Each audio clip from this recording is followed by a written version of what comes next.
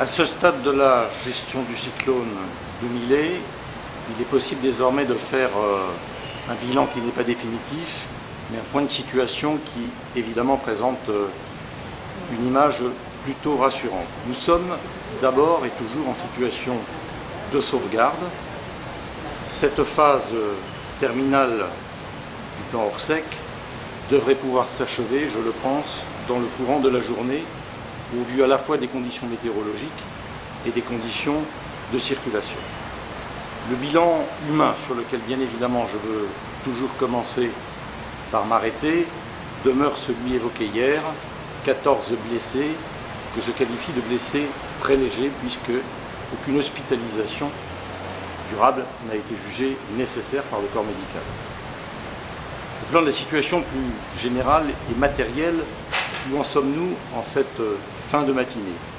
Sur le plan des transports et des accès à l'île, le trafic aérien a été rétabli à 10 h ce matin, en liaison avec les compagnies aériennes, avec l'aéroport de Roland-Garros et l'aviation civile. Nous pensons que le week-end permettra de revenir à la normale complète et d'apurer les retards qui ont pu évidemment être la cause du cyclone. Le port devrait retrouver ses activités à partir de demain. Sur le plan des routes, pour les Réunionnais qui s'attendent, et c'est logique, à pouvoir circuler, l'amélioration est sensible depuis ce matin, puisque demeure à circulation réduite la route du littoral, qui a été partiellement rendue à la circulation à 9 h ce matin, et qui devrait retrouver dans le courant de la journée la plénitude de sa fonctionnalité.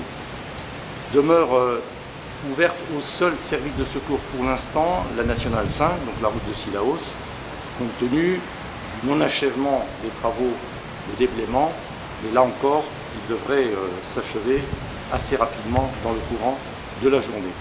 Pour le reste du réseau, le réseau n'est pas encore totalement exempt de branches ou de débris divers, il faut rester prudent dans la circulation, mais nous avançons régulièrement vers un retour à la normale.